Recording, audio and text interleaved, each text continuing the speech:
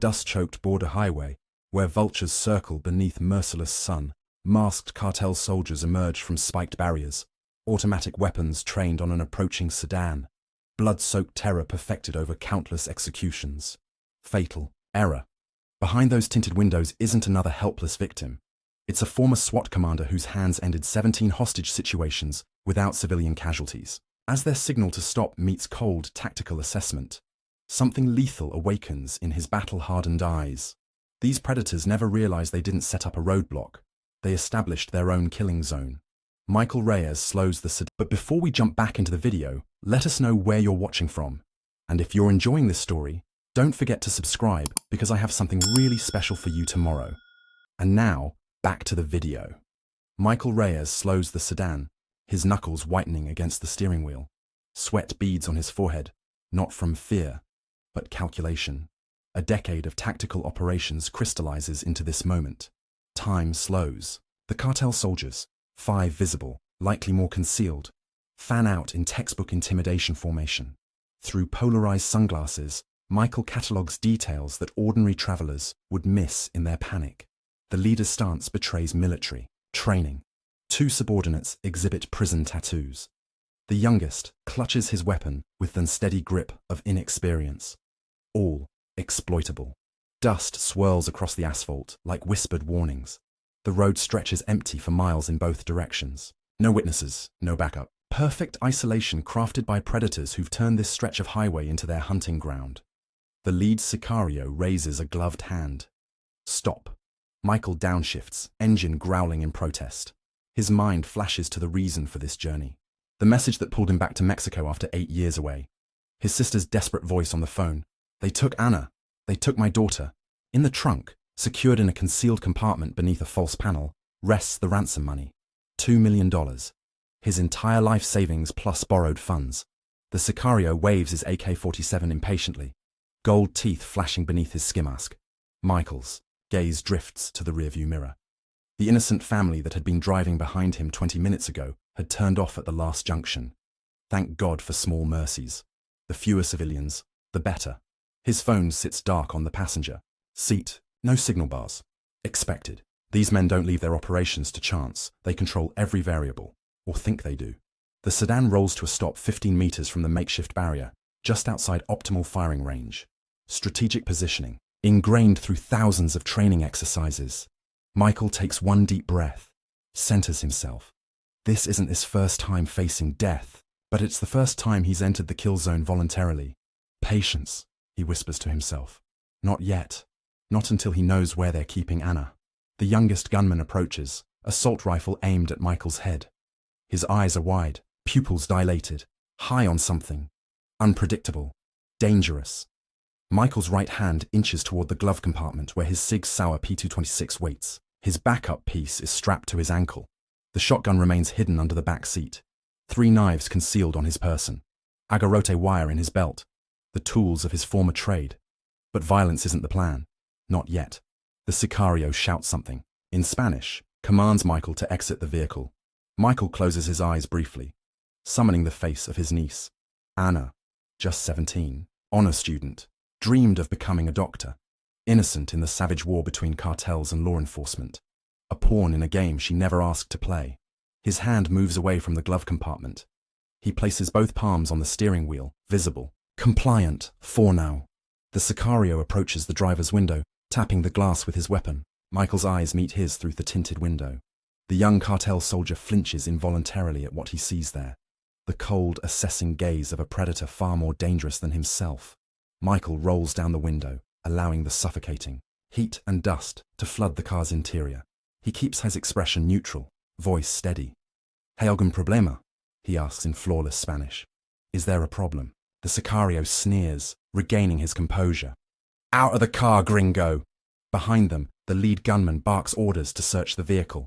3 more armed men approach from concealed positions in the brush alongside the road. 8 total, all heavily armed. Michael's mind calculates probabilities, scenarios, outcomes. His body remains still, projecting the fear expected of civilians in this situation. But deep inside, something cold and precise clicks into place. The tactical, mind that had once made him the most effective hostage negotiator in the department's history. These men have no idea who they've stopped, no concept of the storm they've invited. Michael steps out of the car, hands raised in apparent surrender. The trap is set. 3 days earlier, Michael Reyes stood on his small deck overlooking Lake Michigan, coffee mug war. 3 days earlier, Michael Reyes stood on his small deck overlooking Lake Michigan, coffee mug warming his hands against Chicago's autumn chill. Dawn painted the water gold and crimson, peaceful. At 45, he'd finally found something resembling peace. 8 years had passed since he'd left the Chicago PD SWAT division. 8 years of rebuilding a life shattered by what the department euphemistically called the incident. 8 years of waking from nightmares where hostages died because he hesitated. 8 years of convincing himself he'd made the right choice, walking away. His phone vibrated against the wooden railing. Unknown number with a Mexican area code. Michael almost declined it. Nothing good ever came from his past. But something made him answer. Miguel? Eres tú? His sister Gabriella's voice fractured with tears. Gabby, what's wrong? They took Anna. Dios mío, they took my baby. Her words dissolved into sobs. Michael's body went cold. Anna, his goddaughter. The little girl who sent him handmade birthday cards even after he'd moved away. The teenager whose graduation photo sat framed on his bookshelf. Who took her? Where? Los Sanguinarios, the bloodthirsty ones. One of Mexico's most brutal cartels. They left a message. They want 2 million by Friday or they'll... Her voice broke. Miguel, they sent a video. They hurt her. Michael's jaw tightened. I'm coming. Right now.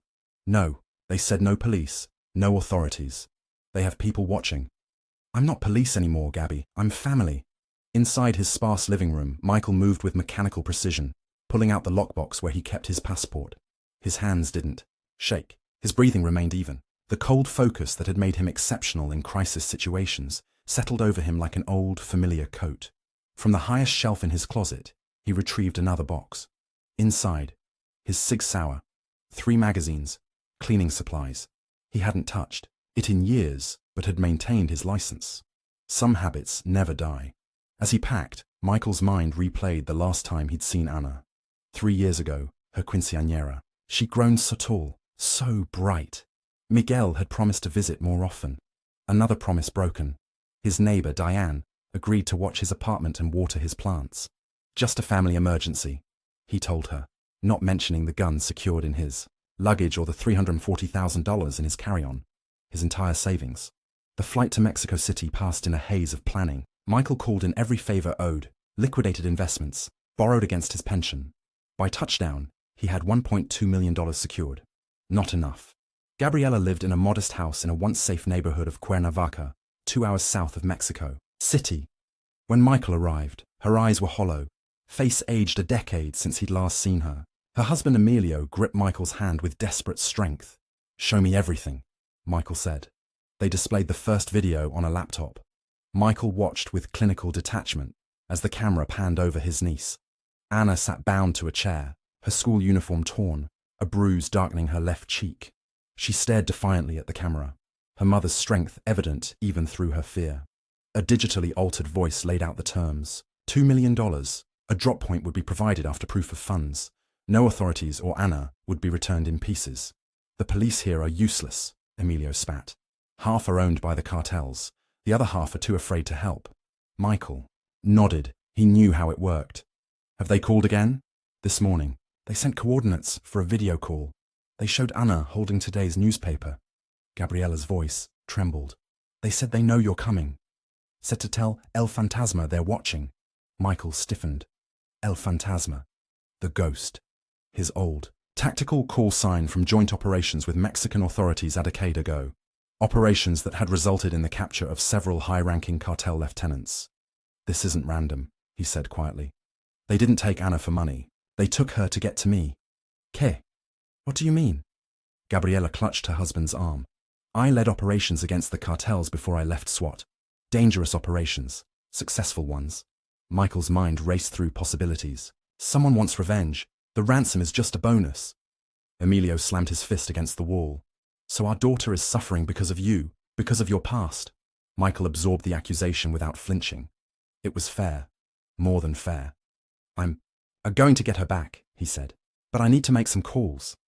In the guest bedroom, Michael contacted former colleagues who owed him favors, ones who worked in places where questions weren't asked. By nightfall, he had secured the remaining funds and commissioned intelligence on Los Sanguinarios' current operations.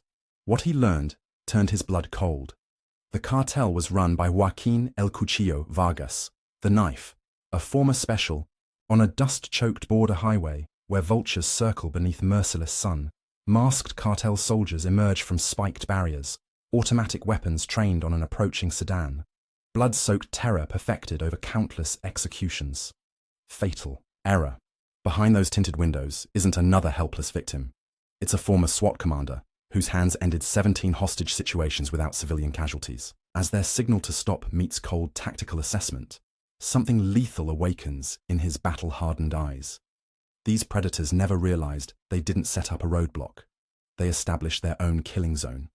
Michael Reyes slows the sedan, his knuckles whitening against the steering wheel. Sweat beads on his forehead not from fear, but calculation. A decade of tactical operations crystallizes into this moment. Time slows. The cartel soldiers, 5 visible, likely more concealed, fan out in textbook intimidation formation. Through polarized sunglasses, Michael catalogues details that ordinary travelers would miss in their panic. The leader's stance betrays military training. 2 subordinates exhibit prison tattoos. The youngest clutches his weapon with the unsteady grip of inexperience. All exploitable. Dust swirls across the asphalt like whispered warnings. The road stretches empty for miles in both directions. No witnesses, no backup. Perfect isolation, crafted by predators who've turned this stretch of highway into their hunting ground. The lead Sicario raises a gloved hand. Stop. Michael downshifts, engine growling in protest. His mind flashes to the reason for this journey. The message that pulled him back to Mexico after 8 years away. His sister's desperate voice on the phone. They took Anna. They took my daughter. In the trunk, secured in a concealed compartment beneath a false panel, rests the ransom money. $2 million. His entire life savings, plus borrowed funds. The Sicario waves his AK-47 impatiently, gold teeth flashing beneath his ski mask. Michael's gaze drifts to the rearview mirror. The innocent family that had been driving behind him 20 minutes ago had turned off at the last junction. Thank God for small mercies. The fewer civilians, the better. His phone sits dark on the passenger seat, no signal bars. Expected. These men don't leave their operations to chance. They control every variable, or think they do. The sedan rolls to a stop 15 meters from the makeshift barrier, just outside optimal firing range. Strategic positioning, ingrained through thousands of training exercises. Michael takes one deep breath, centers himself. This isn't his first time facing death, but it's the first time he's entered the kill zone voluntarily.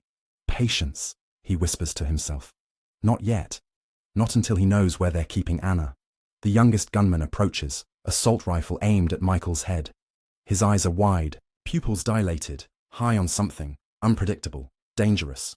Michael's right hand inches toward the glove compartment where his Sig Sauer P226 waits. His backup piece is strapped to his ankle. The shotgun remains hidden under the back seat. 3 knives concealed on his person. Agarrote wire in his belt.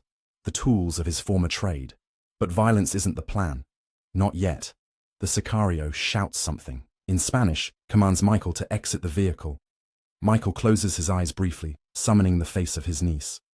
Anna, just 17, honor student, dreamed of becoming a doctor, innocent in the savage war between cartels and law enforcement, a pawn in a game she never asked to play. His hand moves away from the glove compartment. He places both palms on the steering wheel, visible, compliant. For now. The Sicario approaches the driver's window, tapping the glass with his weapon. Michael's eyes meet his through the tinted window. The young cartel soldier flinches involuntarily at what he sees there. The cold, assessing gaze of a predator, far more dangerous than himself. Michael rolls down the window, allowing the suffocating heat and dust to flood the car's interior. He keeps his expression neutral, voice steady. "Hay algún problema?" he asks in flawless Spanish. Is there a problem? The Sicario sneers, regaining his composure. "Out of the car, gringo!" Behind them, the lead gunman barks orders to search the vehicle. 3 more armed men approach from concealed positions in the brush alongside the road. 8 total. All heavily armed. Michael's mind calculates probabilities. Scenarios, outcomes. His body remains still, projecting the fear expected of civilians in this situation. But deep inside, something cold and precise clicks into place. The tactical mind that had once made him the most effective hostage negotiator in the department's history. These men have no idea who they've stopped. No concept of the storm they've invited. Michael steps out of the car, hands raised in apparent surrender. The trap is set. 3 days earlier, Michael Reyes stood on his small deck overlooking Lake Michigan, coffee mug warming his hands against Chicago's autumn chill. Dawn painted the water gold and crimson, peaceful. At 45, he'd finally found something resembling peace. 8 years had passed since he'd left the Chicago PD SWAT division. 8 years of rebuilding a life shattered by what the department euphemistically called the incident. 8 years of waking from nightmares where hostages died because he hesitated. 8 years of convincing himself he'd made the right choice, walking away.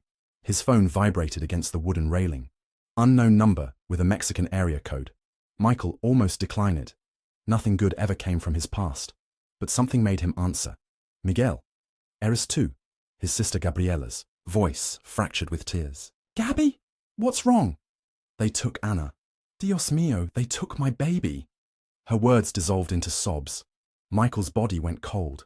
Anna, his goddaughter, the little girl who sent him handmade birthday cards even after he'd moved away. The teenager whose graduation photo sat framed on his bookshelf. Who took her? Where? Los Sanguinarios, the bloodthirsty ones.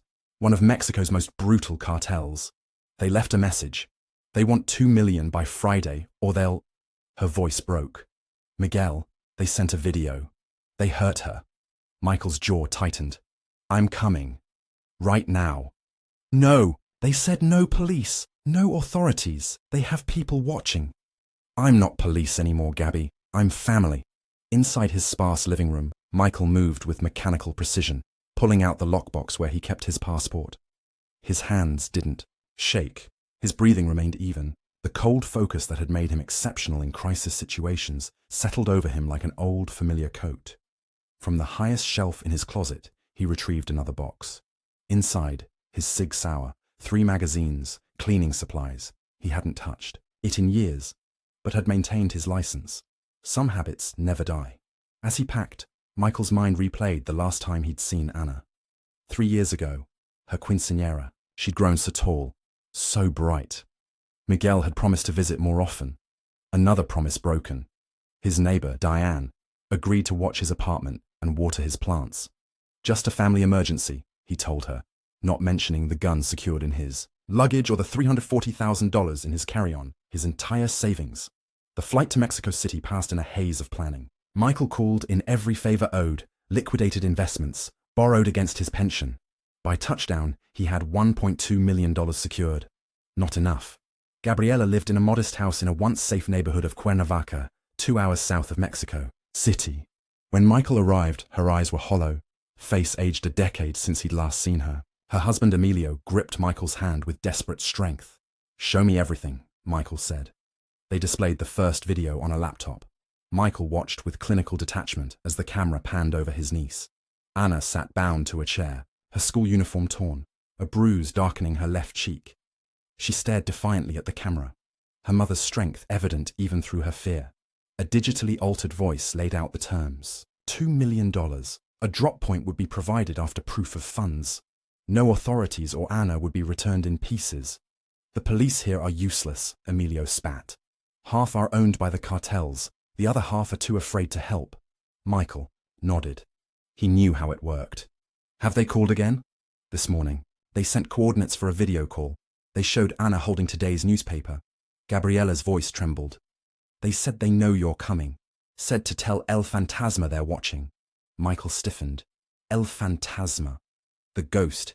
His old, tactical call sign from joint operations with Mexican authorities a decade ago. Operations that had resulted in the capture of several high-ranking cartel lieutenants. This isn't random, he said quietly. They didn't take Anna for money. They took her to get to me. Care? What do you mean? Gabriela clutched her husband's arm. I led operations against the cartels before I left SWAT. Dangerous operations. Successful ones. Michael's mind raced through possibilities. Someone wants revenge. The ransom is just a bonus. Emilio slammed his fist against the wall. So our daughter is suffering because of you. Because of your past. Michael absorbed the accusation without flinching. It was fair. More than fair. I'm going to get her back, he said. But I need to make some calls. In the guest bedroom, Michael contacted former colleagues who owed him favors. Ones who worked in places where questions weren't asked. By nightfall, he had secured the remaining funds and commissioned intelligence on Los Sanguinarios' current operations. What he learned turned his blood cold. The cartel was run by Joaquin El Cuchillo Vargas, the Knife, a former Special Forces soldier turned narco-terrorist. And Michael had been the one to capture his brother during a raid in 2014. The brother had died in prison the following year. At midnight, the cartel called again. A different masked man. Background deliberately nondescript. "We know you have the money, Phantasma," the man said, using Michael's old call sign. "Tomorrow you will drive south on Highway 95D. Alone. We will find you. Let me speak to Anna." The camera shifted. Anna appeared, thinner than the previous video, but alive. "Tio Miguel." Her voice was small but steady. "Don't come. They'll kill—" The screen went black. Michael sat in the darkness of the guest room, piecing together a plan. The cartel wanted him on an isolated stretch of highway, vulnerable, exposed. It was clearly a trap, but traps worked both ways. If they wanted El Phantasma, he would give them exactly what they feared most. Dawn found him in Emilio's garage, preparing the sedan. The retired mechanic had kept it in perfect condition, a nondescript beige Toyota that wouldn't draw attention. Michael modified it meticulously, creating hidden compartments for weapons and the money. He reinforced the doors and installed bulletproof glass that Emilio had acquired through connections from his youth. Gabriella brought him coffee as he worked. "You were always the strong one," she said. "Papa used to say you were born without fear." Michael smiled sadly. "That's not true. I just learned to use it instead of letting it use me. The police detective who came yesterday asked about you. Said you should contact them, that they could help." Michael's hands stilled. "What detective?" "Morales. Said he was from the anti-kidnapping unit." Michael grabbed his phone, pulled up a secure messaging app.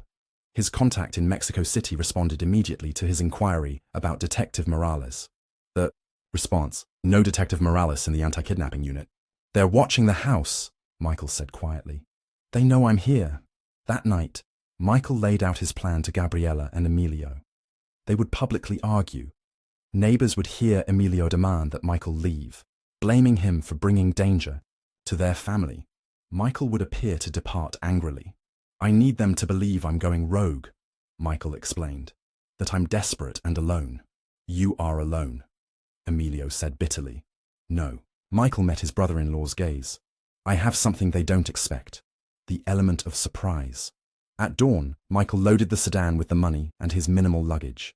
The neighbors watched from behind curtains as Emilio shouted for all to hear, "Get out! You've destroyed our family enough."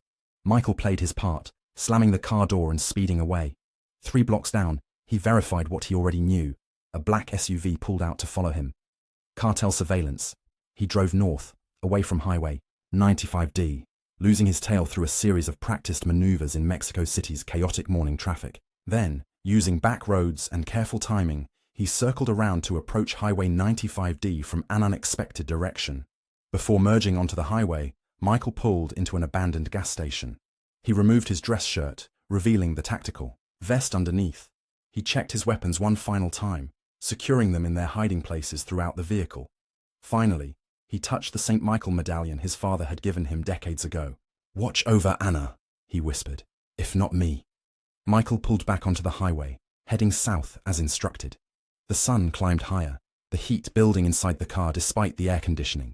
The landscape grew more desolate with each passing kilometer. His burner phone rang once, displaying a text message with coordinates. The drop point was 30 minutes ahead. As Michael drove, his mind settled into the calm clarity he had once been famous for, the state that had allowed him to talk down gunmen and defuse impossible situations. His heartbeat slowed, his senses sharpened. He spotted the roadblock 5 kilometers before reaching it. A professional would have seen the subtle signs. Fresh tire tracks leaving the highway, disturbed vegetation where lookouts were positioned, the glint of metal where there should be none. Michael pressed the hidden button under the dashboard, activating the car's additional features. The engine responded with a barely perceptible surge of power. His phone rang again. Unknown number. "You're approaching the checkpoint, Phantasma," a voice said. "Follow instructions, and the girl lives. Deviate, she dies. I want proof she's still alive. Recent proof." A pause, then, "Check your messages." The video showed Anna holding today's newspaper, time-stamped 10 minutes ago. She looked directly into the camera, a silent message in her eyes that only family would recognize. Determination. Rage. The Reyes family. Stubbornness. Michael allowed himself one small smile. Anna wasn't broken, she was fighting. And now, so would he. The roadblock appeared ahead, vehicles positioned across the highway, armed men visible even from this distance. The trap laid bare. As Michael approached, he catalogued every detail with professional precision. 8 men. Military-grade weapons. The terrain. The angles. The sun position. All factors in the equation he was about to solve. These men had chosen the wrong person to ambush. They had invaded the wrong family. They were about to discover why they called him El Fantasma. Michael steps from the car as commanded, hands raised in apparent submission. The desert heat hits him like a physical blow after the air-conditioned sedan. Sweat immediately begins to soak his shirt. Good camouflage for the tactical vest underneath. He maintains the posture of a frightened civilian, shoulders slightly hunched, eyes downcast, breathing deliberately rapid. "On your knees, gringo," the lead Sicario orders, weapon trained on Michael's chest. Michael complies, dropping slowly to the scorching asphalt. The young gunman who first approached the car pats him down roughly, missing 2 of the 3 concealed knives. Sloppy work that confirms these aren't their top-tier operators. Not yet. "Where is the money?" demands the leader. A tall man with a jagged scar visible beneath his mask. "In the trunk," Michael answers, voice calibrated to convey fear, while his eyes methodically scan the surroundings, counting men, mapping positions, identifying the chain of command. The leader gestures to 2 of his men. "Check it." As they move toward the sedan, Michael focuses on a patch of disturbed dirt 50 meters down the road. Fresh tire tracks leading off-road, more vehicles concealed from immediate view. Reinforcements. His initial count of 8 was correct, but more waited. Nearby. The operation larger than expected. The men pop the trunk, find the hidden compartment after minimal searching. One whistles as they uncover the stacks of cash. "Dos milones?" the leader questions, eyes hard behind his mask. "Everything I could get," Michael replies, allowing a crack in his voice. "Please, I just want my niece." The leader studies him, head tilted slightly. El Fantasma. Not so frightening on your knees.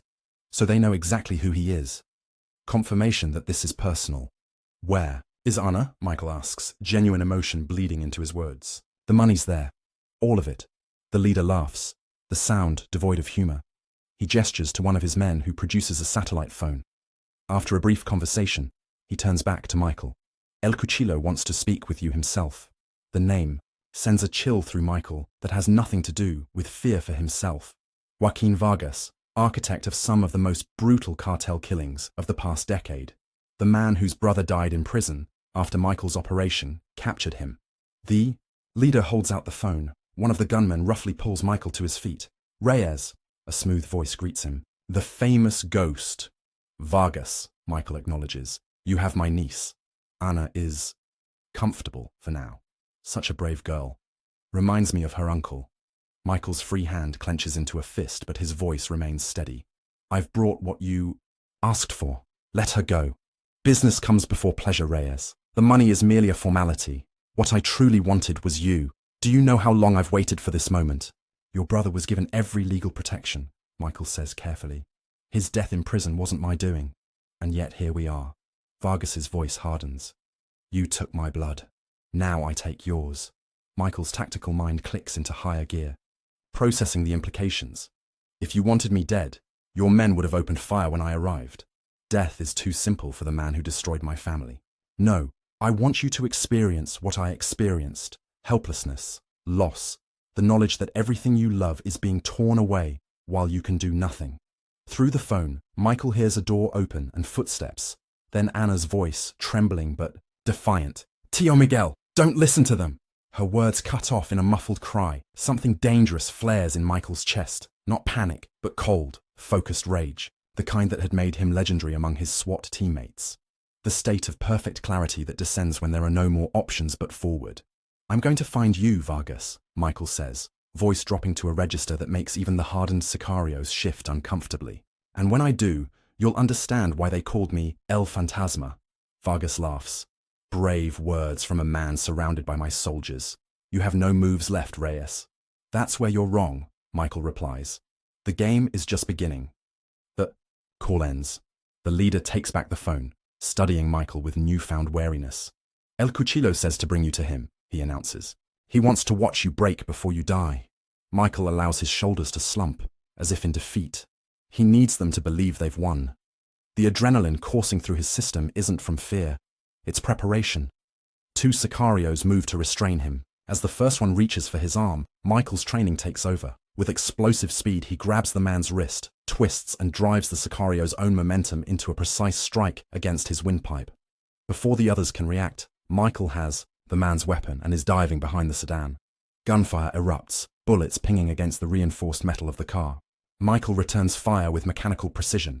3 shots, 3 hits. Non-lethal, but incapacitating. He needs information more than body count. Rolling beneath the vehicle, he emerges on the far side as 2 more sicarios rush forward. A controlled burst catcher zone in the leg. The other dives for cover. The leader shouts orders, trying to coordinate a response to the unexpected resistance. Michael uses the momentary confusion to reach through the car window, hit the hidden switch under the dashboard. The sedan's engine roars to life. A custom modification that allows remote operation. More gunfire erupts as Michael sprints toward the drainage ditch, running alongside the highway. Bullets kick up dust around his feet, but the cartel soldiers are firing reactively without proper aim. Amateur mistakes. From the cover of the ditch, Michael triggers the second modification. The sedan's trunk pops open and a canister tumbles out, releasing thick, obscuring smoke that quickly engulfs the roadblock. Through the chaos, Michael moves like the ghost of his namesake, silent, precise, lethal in his efficiency. He disables 2 more sicarios with targeted strikes. Relief washing through him when he confirms they aren't carrying phones or radios that could alert Vargas to the ambush's failure. The leader emerges from the smoke, firing wildly. Michael sidesteps, catches the man's arm, and drives him to the ground with practiced technique. The leader's mask tears away in the struggle, revealing a face Michael recognizes from intelligence briefings. Marco Reyna, Vargas's cousin and trusted. Lieutenant, where is Anna? Michael demands, securing Reyna's arms behind his back. You're dead, Fantasma, Reyna spits. El Cuchillo has 50 men in the area. You think this changes anything?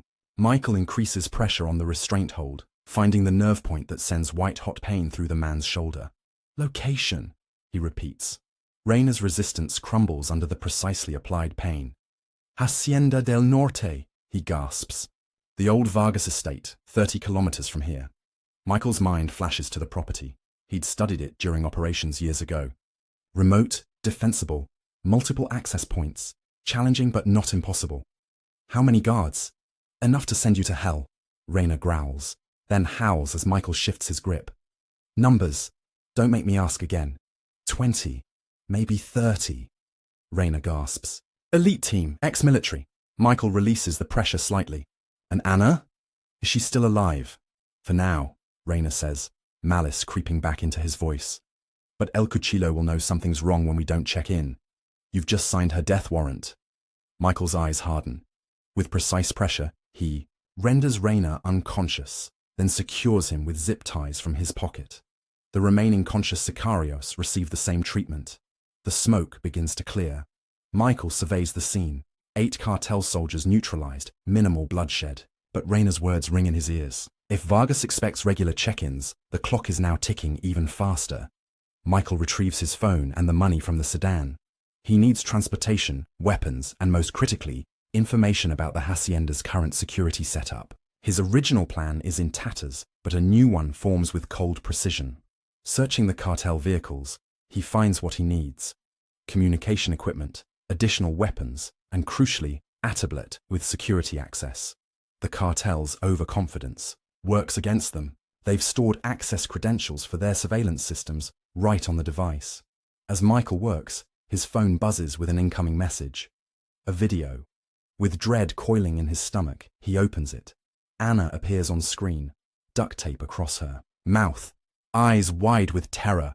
Vargas's voice narrates, You've disappointed me, Reyes. I expected better from El Fantasma. Now we accelerate the timetable. You have 2 hours to surrender yourself at the hacienda. After that, I send her back in pieces. The video ends with a GPS pin dropped on a map, the Hacienda del Norte.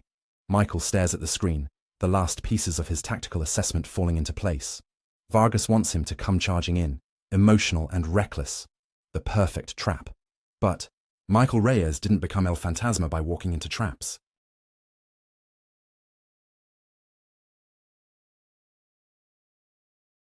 Security network. Images of the hacienda flicker onto the screen. Guard positions, patrol patterns, and most importantly, a glimpse of where they're keeping Ana. Michael's expression hardens into grim determination. The inciting incident has passed. Now the real hunt begins. 50 minutes later, Michael crouches in the dense brush 1 kilometer from Hacienda del Norte. The sprawling estatizes from the Mexican countryside like a fortress, which, in essence, it is. High walls topped with razor wire encircle the property. Guard towers punctuate each corner. The main house, a colonial-era mansion, sits at the center of the compound, ringed by smaller outbuildings and precisely manicured gardens that offer no cover. Through high-powered binoculars liberated from the cartel vehicles, Michael studies the patrol patterns. Professional, disciplined. These aren't street thugs, but trained operators, ex-military or federal police turned mercenary, exactly as Reyna had claimed.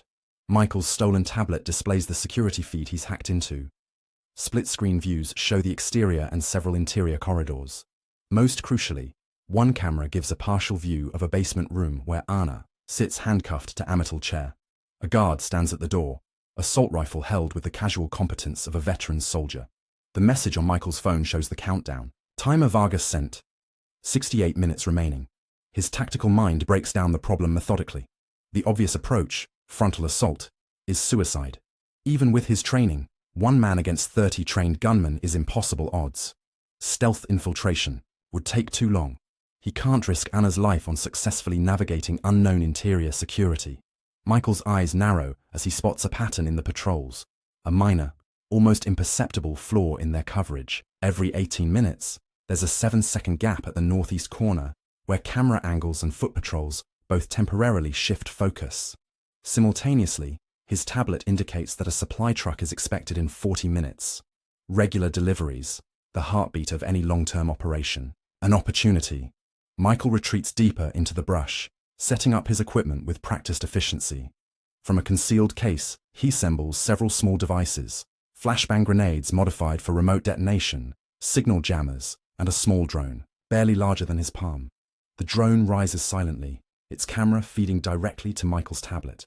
He pilots it carefully along the perimeter, staying high enough to avoid detection, while mapping every detail of the compound. The northeast maintenance gate, used for deliveries, becomes his focus. Michael records a thermal scan, identifying 28 heat signatures, slightly fewer than Reyna claimed. Most are positioned along the perimeter, with 6 inside the main house and 2 in the basement with Ana. As he works, a memory surfaces. Ana at 7 years old, visiting him in Chicago. She'd been fascinated by his police equipment, especially the tactical vest. "Does it make you bulletproof, Tío Miguel?" she'd asked, with childlike innocence. "No, pequeña," he'd replied. "It just gives me a better chance." Michael pushes the memory aside. Sentiment is a luxury he can't afford right now.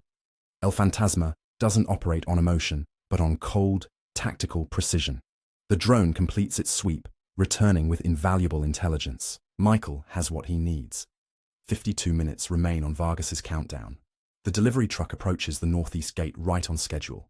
From his vantage point 200 meters away, Michael watches through binoculars as the guards perform their security check, thorough but routine.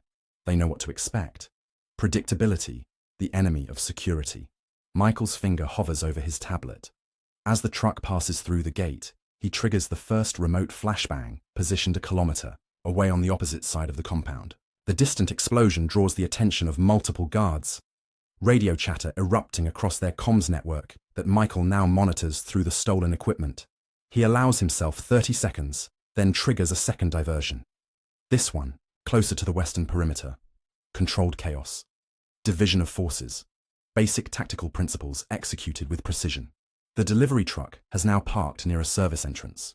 Two workers begin unloading supplies while guards maintain their positions, alert but focused on the distant threats. Michael's opportunity arrives in the form of the 7-second coverage gap he'd identified. As the patrol rounds the far corner and the security camera pans away, he sprints from cover, closing the distance to the compound wall with supernatural speed born from thousands of training exercises. He scales the wall at precisely the point where the razor wire has been slightly damaged, another flaw identified by the drone. 3 seconds. His fingers find purchase on the stonework, muscle memory guiding him upward. 5 seconds. He clears the top, avoiding the wire. 6 seconds.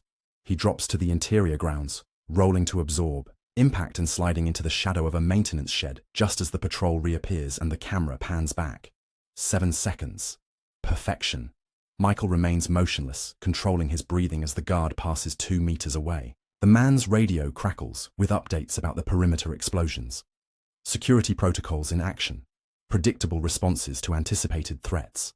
With guards drawn to the diversions, Michael moves like a shadow toward the service entrance where the delivery is still in progress.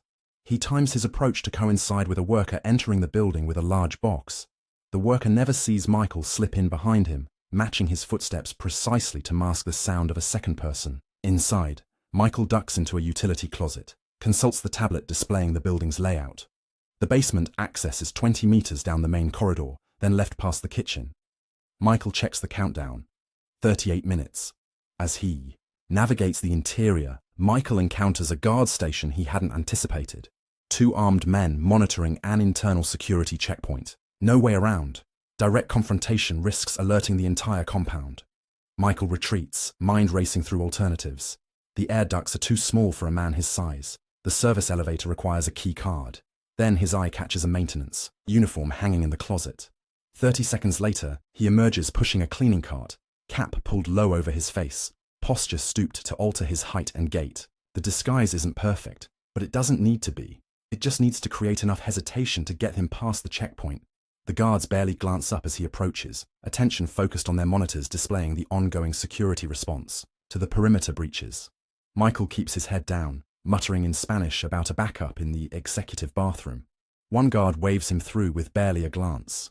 Beyond the checkpoint, Michael abandons the cart and moves with renewed purpose toward the basement stairs. The clock reads 31 minutes.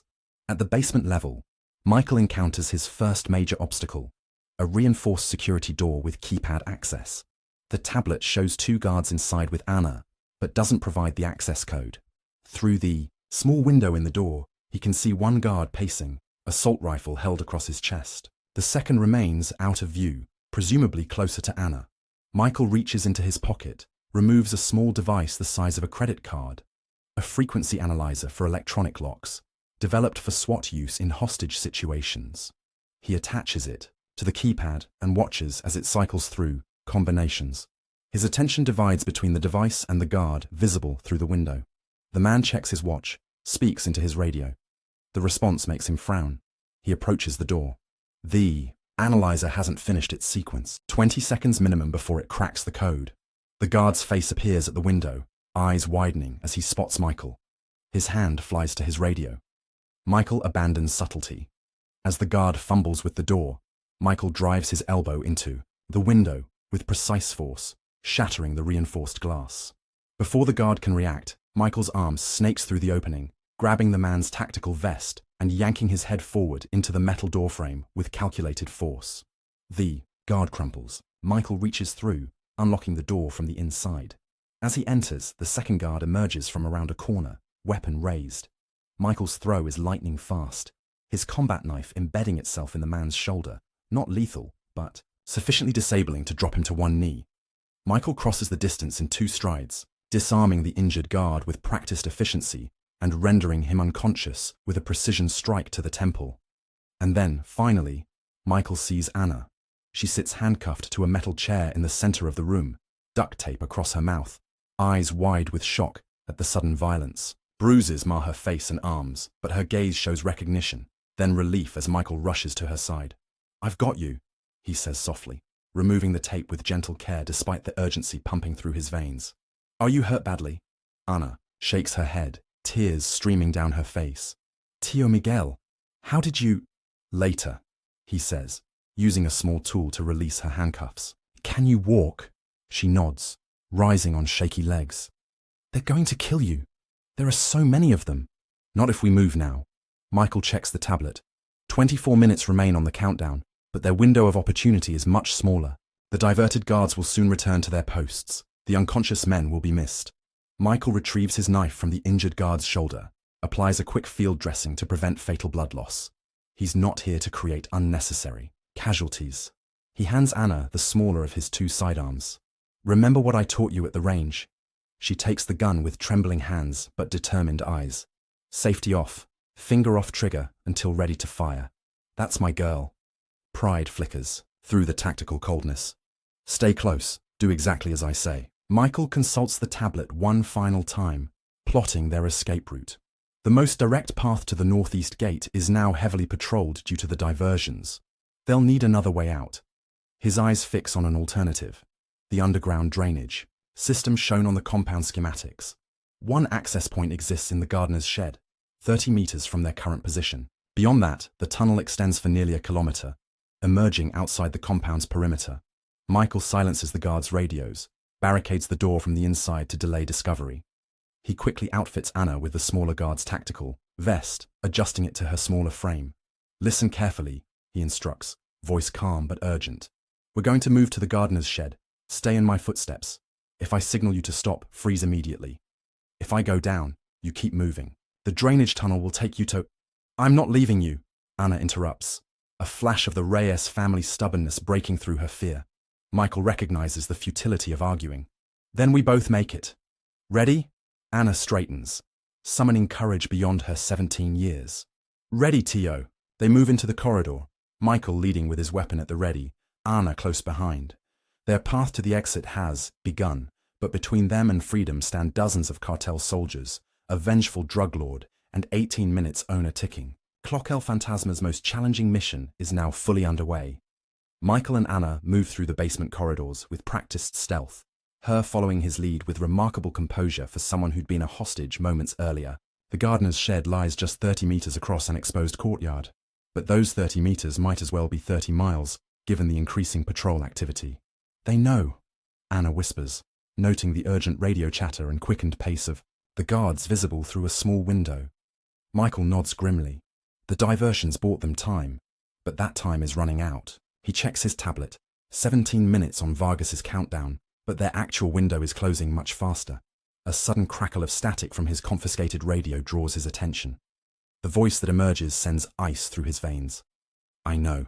You can hear me, Fantasma. Joaquin Vargas, his tone conversational, almost amused. Impressive work infiltrating my home. The stuff of legends. Michael tenses, exchanging a glance with Anna, whose face has gone pale. But your reputation has made you predictable, Vargas continues. Did you really think I wouldn't recognize your tactics? The diversions? The timing? I've studied you for years, Reyes. A cold realization dawns on Michael. This isn't just about revenge for Vargas's brother. This is something deeper, more calculated. Perhaps you're wondering about your sister and her husband. Vargas's voice again, casual as if discussing the weather. Michael's blood turns to ice. Anna, when did they take you?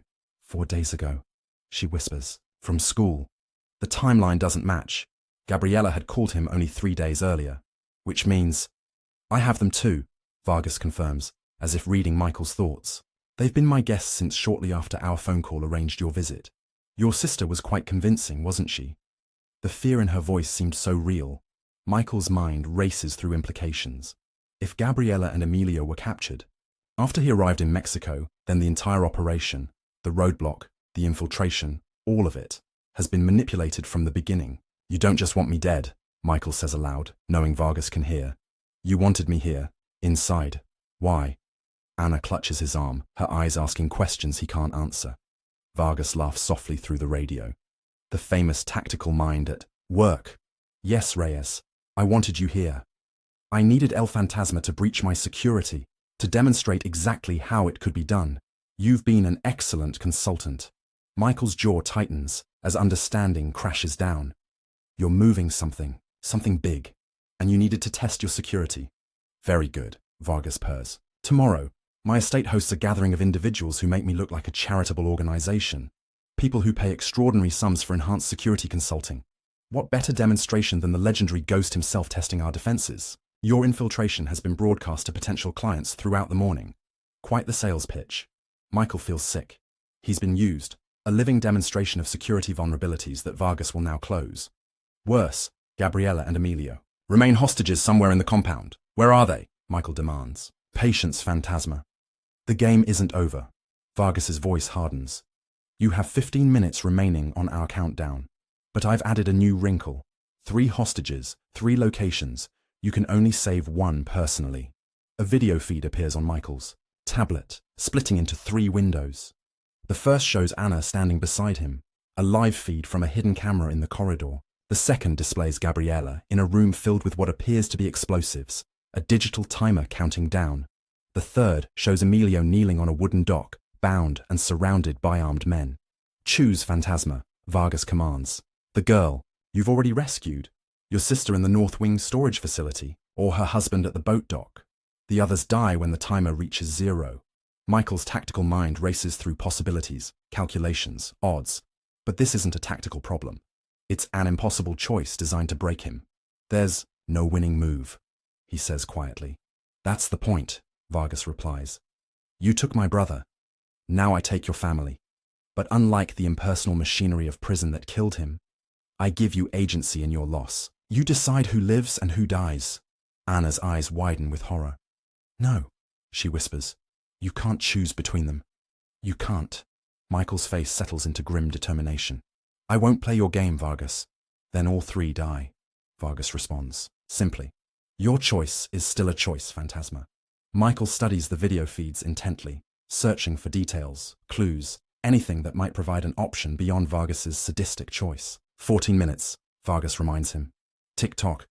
Anna watches Michael's face, fear giving way to something else. Recognition of the tactical genius that earned him his nickname. He's lying, Michael says suddenly, eyes fixed on the tablet. What? Anna whispers. The feeds, Michael explains, pointing to subtle details. Your mother's video shows her in the storage facility, but look at the light pattern through the window. That's western exposure. The storage facility faces east. Anna stares at the screen. And Papa? The boat dock was demolished last year. I saw the new construction from the drone. Michael's eyes narrow. Vargas is playing games within games. Then where are they? Anna's voice trembles. Michael focuses on the feed showing Gabriella. In the background, barely visible, a stack of crates bears inventory markings. Sub-level B, he murmurs. Not the North Wing. They're in the underground storage below us. Michael's radio crackles again. 12 minutes, Reyes. Have you made your choice? I have, Michael responds coolly. I choose to find all 3. Vargas's laugh holds genuine amusement. Bravado won't save them. Neither will your manipulations, Michael counters. The boat dock was rebuilt. The light in the storage room comes from the wrong direction. You're not as clever as you think. Joaquin. A lengthy silence follows. When Vargas speaks again, the amusement has vanished. Perhaps I underestimated you. It doesn't matter. My men know your location. You're surrounded. On cue, heavy footsteps sound from both ends of the corridor. Guards closing in.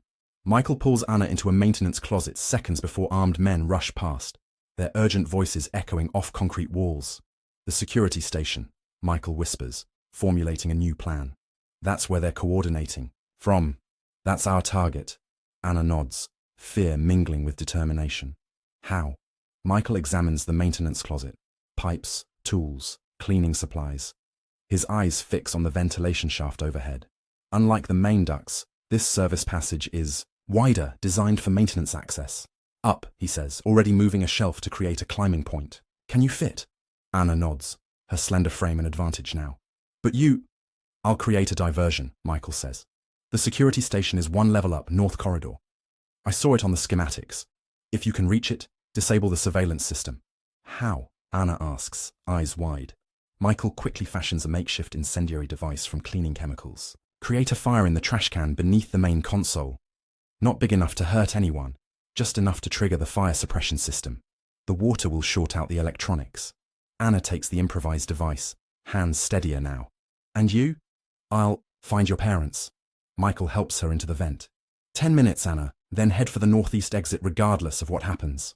Before she can protest, Michael slips from the closet, moving in the opposite direction from the approaching guards, and needs to become the ghost again. Visible enough to draw attention away from Anna. Invisible enough to survive long enough to locate Gabriella and Emilio. The radio crackles once more. Running won't save them, Phantasma. Michael allows himself a grim smile. I'm not running, Joaquin. I'm hunting.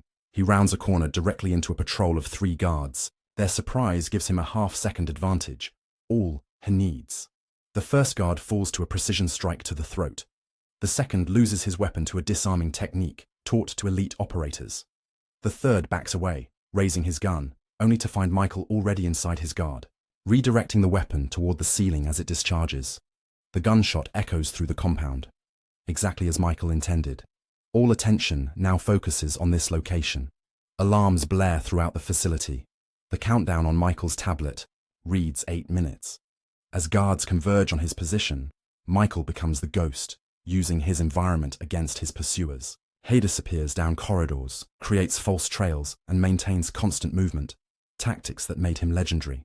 On his tablet, he watches Anna's progress through the security cameras, pride swelling as she navigates the ventilation system with determined precision. She reaches the security station just as the countdown hits 6 minutes. The screen shows her dropping into the room behind a distracted guard, deploying the incendiary device exactly as instructed. Seconds later, sprinklers activate, chaos erupting as screens short out and alarms multiply. In that moment of system failure, Michael spots what he's been searching for.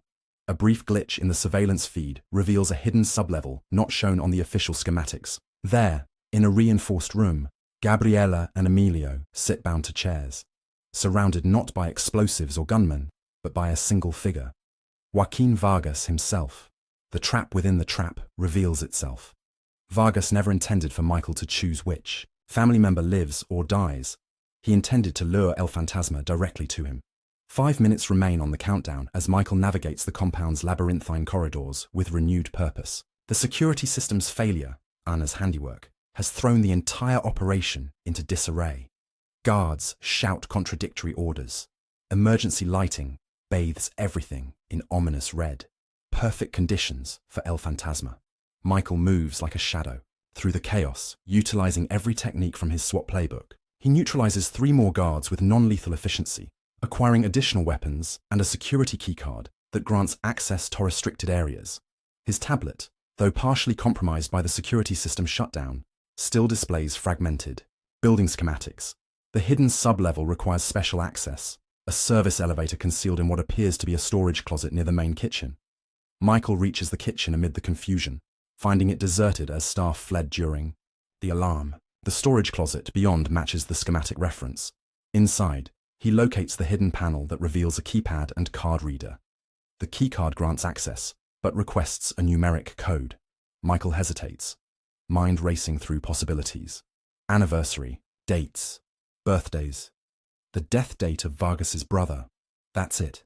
Michael enters the 6 digits corresponding to the day Vargas's brother died in prison. The panel flashes green. The back wall slides open to reveal a descending elevator. As Michael steps inside, his radio crackles once more.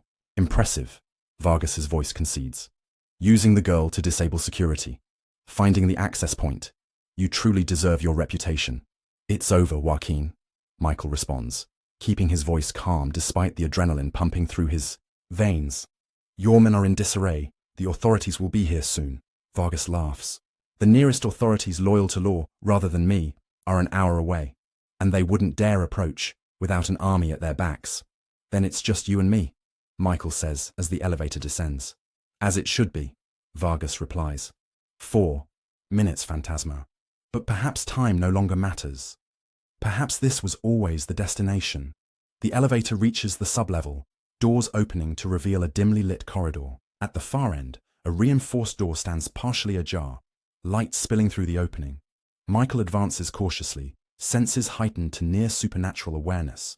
The corridor contains no surveillance cameras, no electronic eyes in this private domain, Vargas's inner sanctum. He pauses at the door, listening. Inside, he can hear muffled sounds.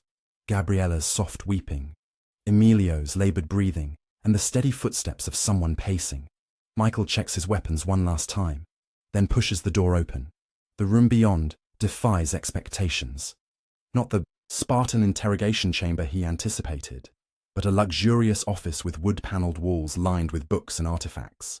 Gabriela and Emilio sit bound to chairs in the center, disheveled but alive, and behind them, Joaquin El Cuchillo Vargas stands unmasked. A distinguished man in his 50s with silver-streaked hair and the bearing of a university professor, rather than a cartel kingpin. Only his eyes betray his true nature, cold, calculating, utterly without mercy.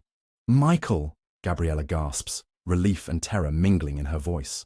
Vargas gestures with the pistol in his hand. The family reunion. How touching. Michael enters slowly, weapon raised. "Let them go, Joaquin. Your quarrel is with me."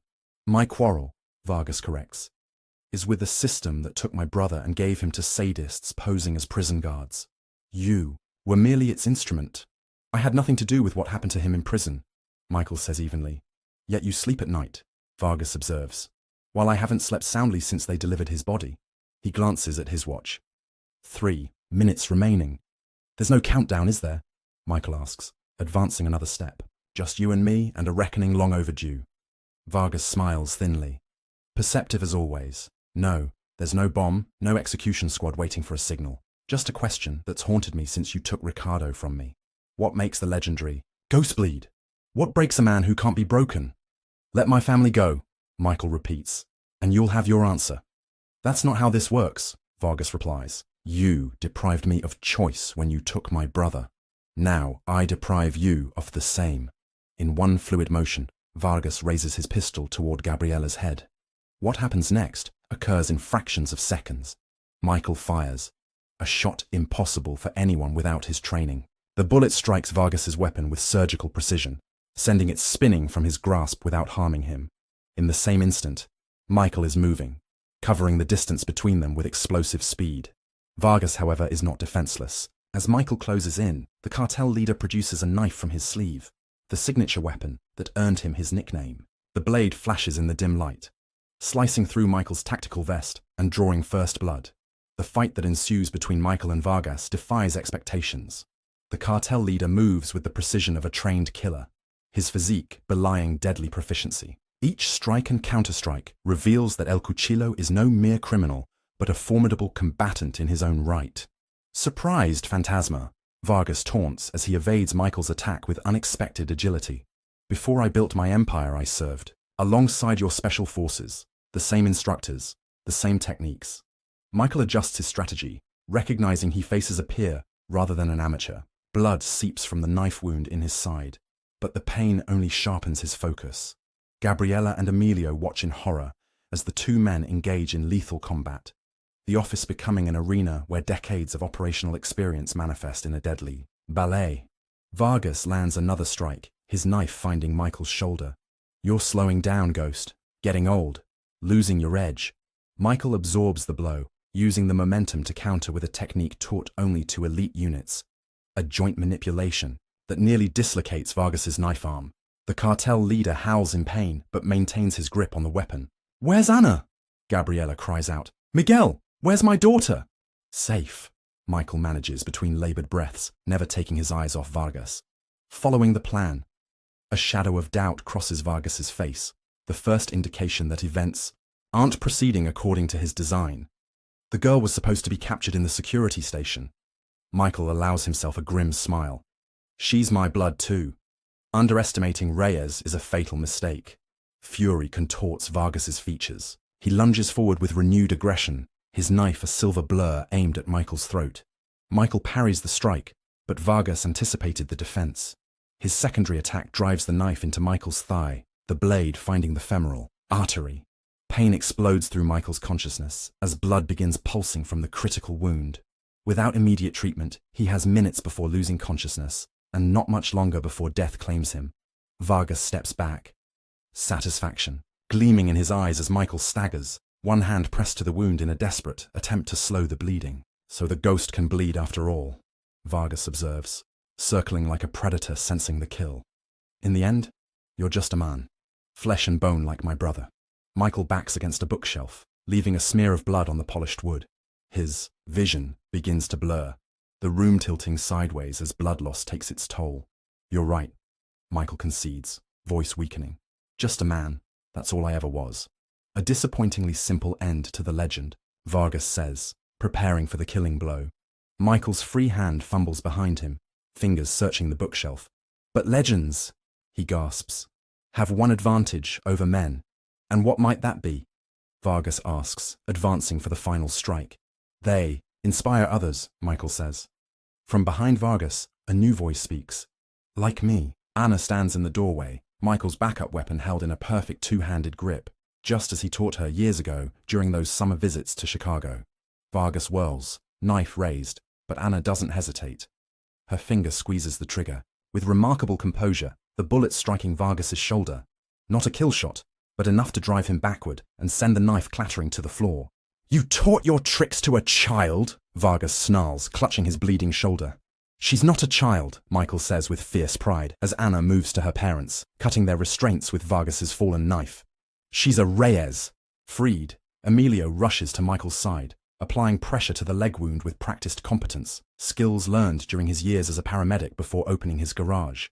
The femoral artery, Michael gasps. Need a tourniquet. Now.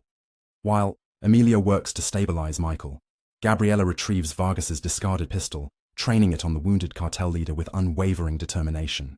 For 8 years, she says, voice trembling with rage. My brother has blamed himself for what happened during his last operation. 8 years of nightmares. And now you bring those nightmares to my family. Vargas looks up at her, his aristocratic features twisted in a sneer. You don't have the stomach to pull that trigger, woman. Gabriella's finger tightens on the trigger. Try me. No. Michael calls out weakly as Emilio secures a makeshift tourniquet around his thigh. Not like this. Not for him. He would have killed us all, Miguel. Gabriella protests, tears streaming down her face. And we're better than him, Michael responds, each word an effort as shock begins to set in. Anna, the radio. Call for help. Anna retrieves the radio from Michael's belt, keying the emergency frequency he had programmed earlier. A direct line to federal authorities, not corrupted by cartel influence. This is Ana Reyes, she says clearly.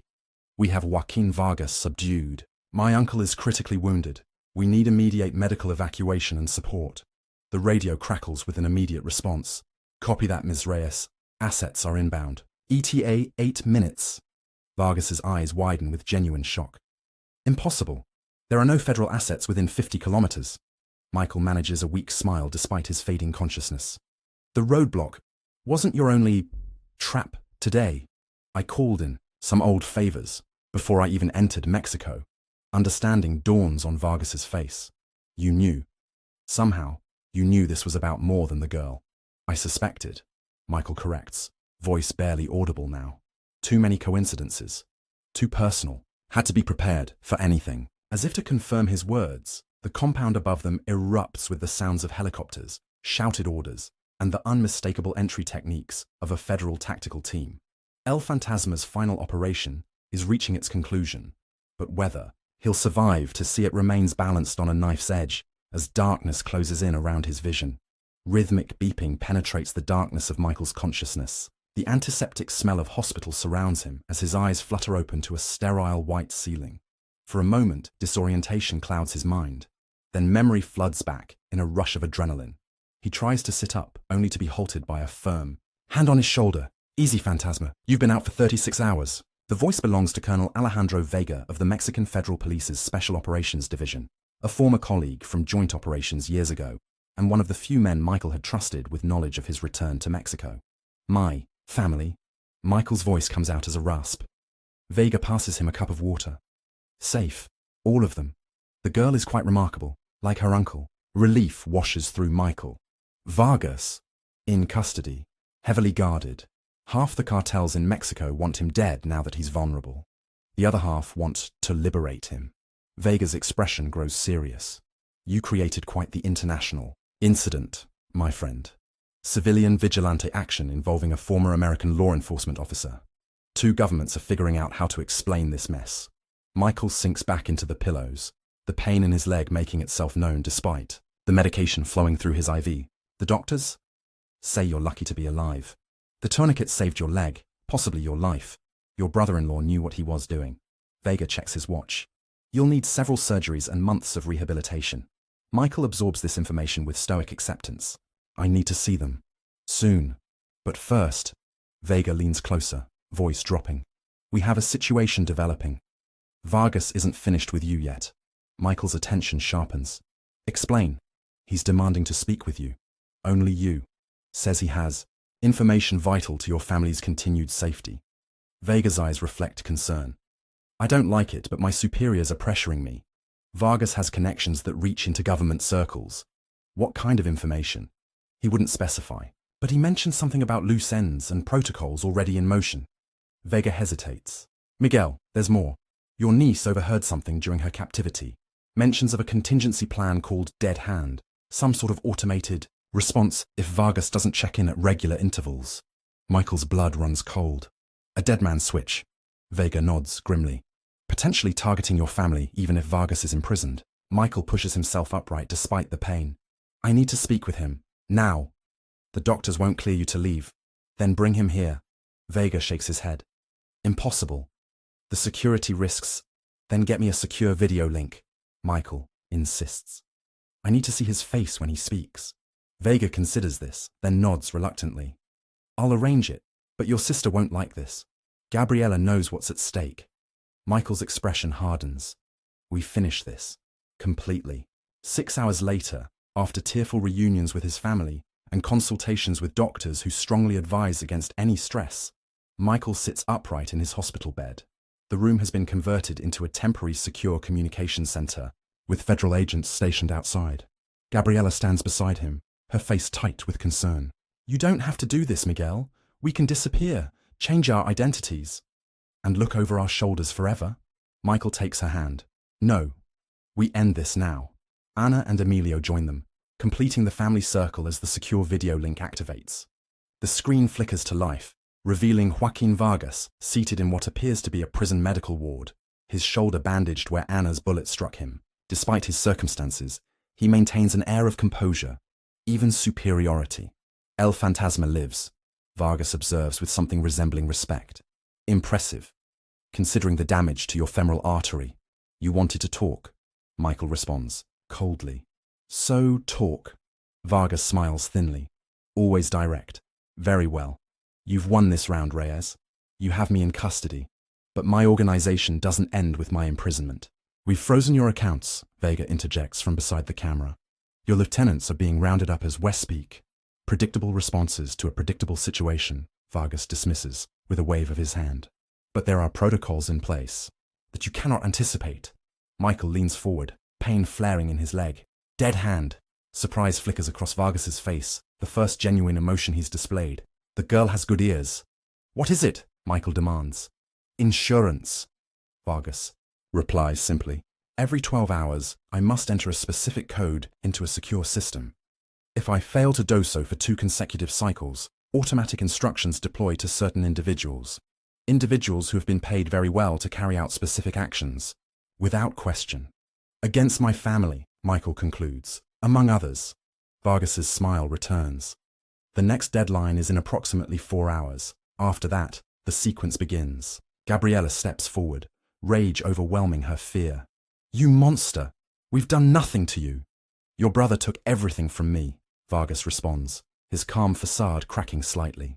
My brother was all I had left of family. So you punish. Mine, Michael challenges. An eye for an eye, Vargas confirms. Unless what? Unless we negotiate. Vargas sits back, confidence returning. I can stop the protocol, in exchange for certain considerations regarding my detention and eventual trial. Colonel Vega curses under his breath. This is blackmail. This is negotiation, Vargas corrects. Something El Fantasma understands well. 17 hostage situations resolved without civilian casualties, correct? You know how this works, Reyes. Everyone needs to walk away with something. Michael studies Vargas's face intently, his tactical mind processing every micro-expression, every nuance of tone and posture. Then, unexpectedly, he smiles. There is no dead hand protocol, he states with absolute certainty. Vargas blinks, caught off guard. You're gambling with your family's lives. No, Michael counters. I'm reading a desperate man's bluff. Your organization is hierarchical, built on personal loyalty and fear. You don't trust your lieutenants with autonomous kill orders. Control is your addiction, Joaquin. You'd never create a system that could operate without your direct oversight. Silence stretches between them. A battle of wills conducted through an electronic connection. Finally, Vargas laughs. A genuine sound lacking his previous artifice. Remarkable. This is why they called you El Fantasma. You see through walls. It's over, Michael says quietly. Completely over. Vargas's amusement fades, replaced by cold hatred. Nothing is ever completely over, Reyes. Remember that in the years to come. The screen goes dark as Vargas terminates the connection from his end. Colonel Vega approaches, concern evident. Are you certain? If you're wrong, I'm not wrong, Michael says with absolute conviction. But post additional protection on my family for the next 72 hours anyway. Then we reassess. Gabriela embraces her brother, tears flowing freely. It's really over. Michael meets Anna's eyes over his sister's shoulder. The girl, no, the young woman, who had shown such courage throughout the ordeal, who had saved them all when Michael himself had faltered. It's over, he confirms. You're safe now. 3 days later, Michael sits in a wheelchair on the hospital's rooftop garden, leg elevated, watching the sunset paint the Mexico City skyline in shades of amber and gold. The doctors have confirmed what he already suspected. His recovery will be long and arduous. The damage to his leg means he may never regain full function. Footsteps approach from behind. Anna takes a seat beside him, her face showing the lingering trauma of her captivity, but also a newfound strength. The federal agents say we can go home tomorrow, she says. They've secured our house, checked for threats. Nothing. Michael nods. Your parents?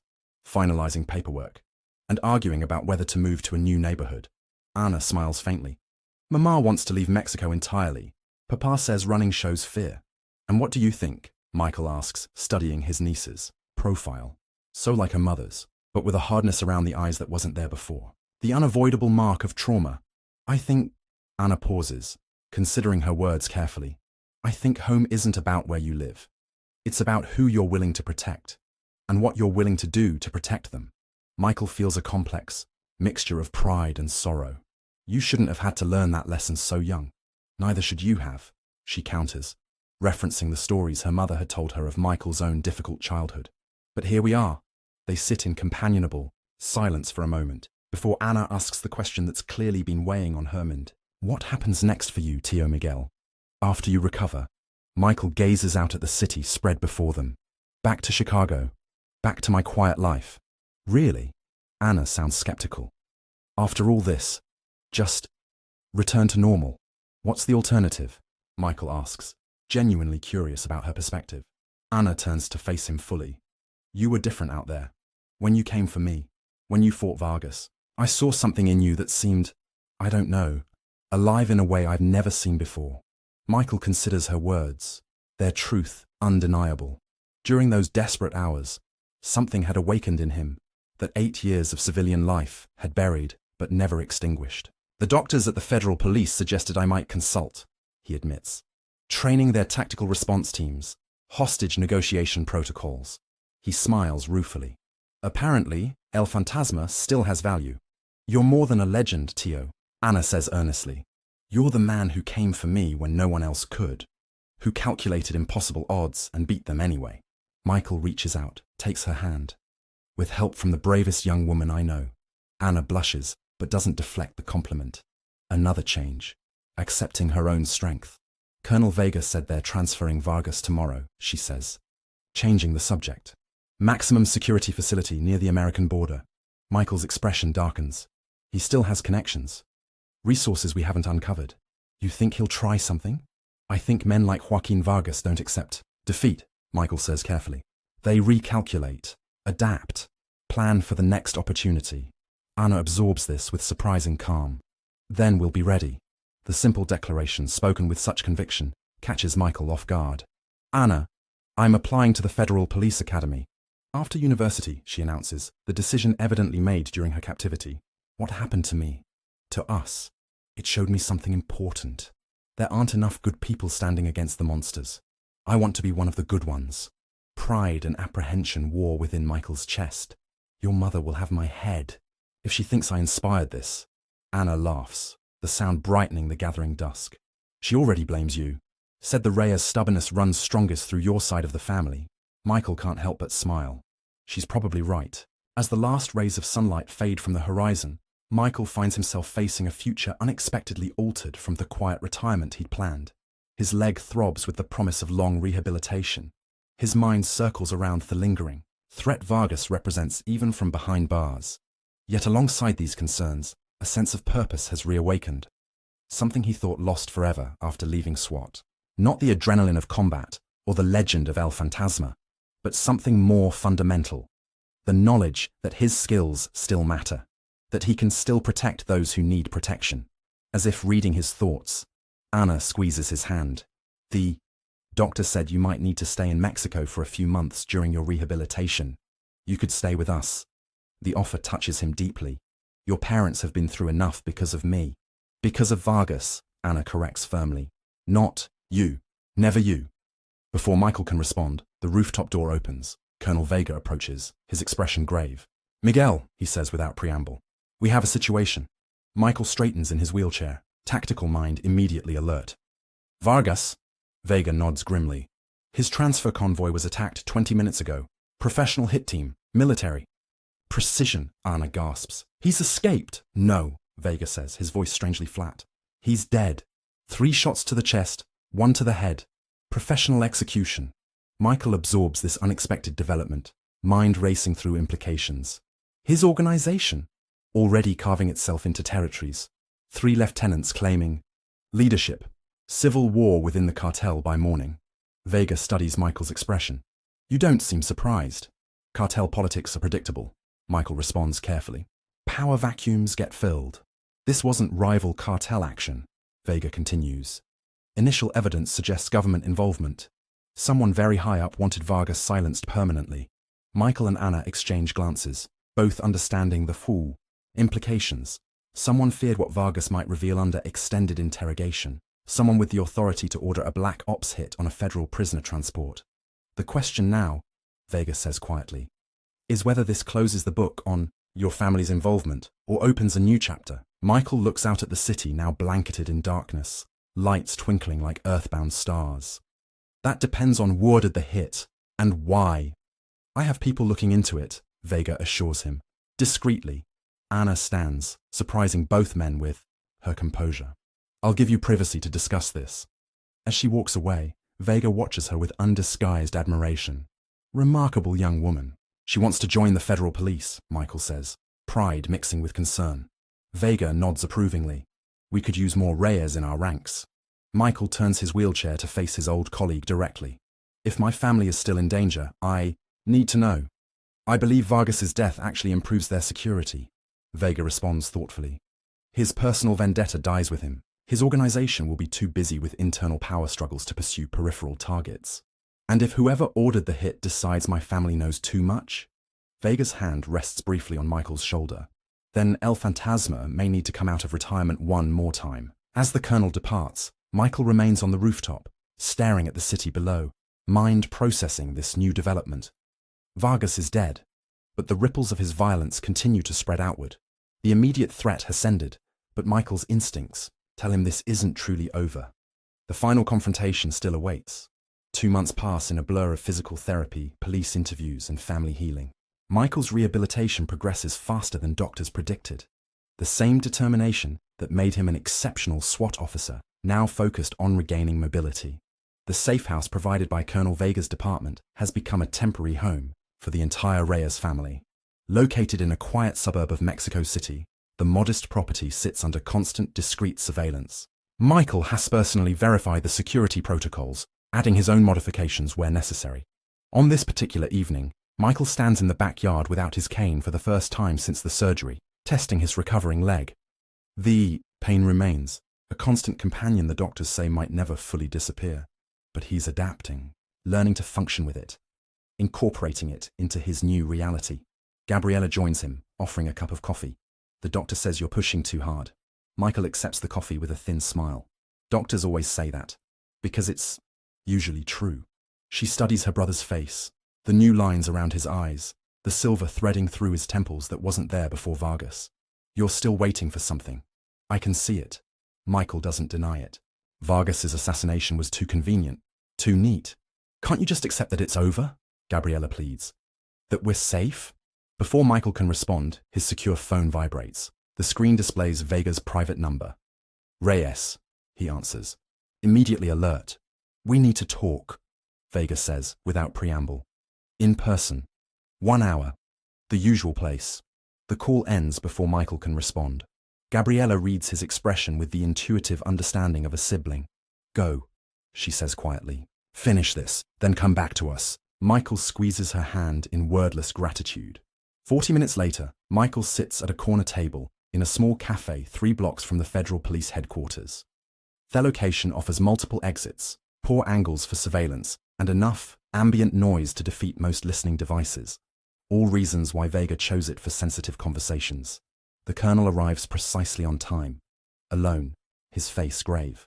He slides a thin file across the table without preliminary greeting. This was buried so deep it took my best people 2 months to find it, Vega says quietly.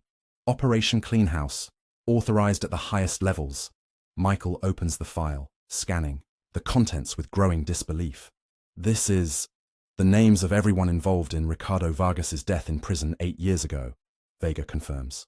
Guards bribed to look the other way. Prisoners paid to carry out the assault. Officials who falsified the investigation afterward.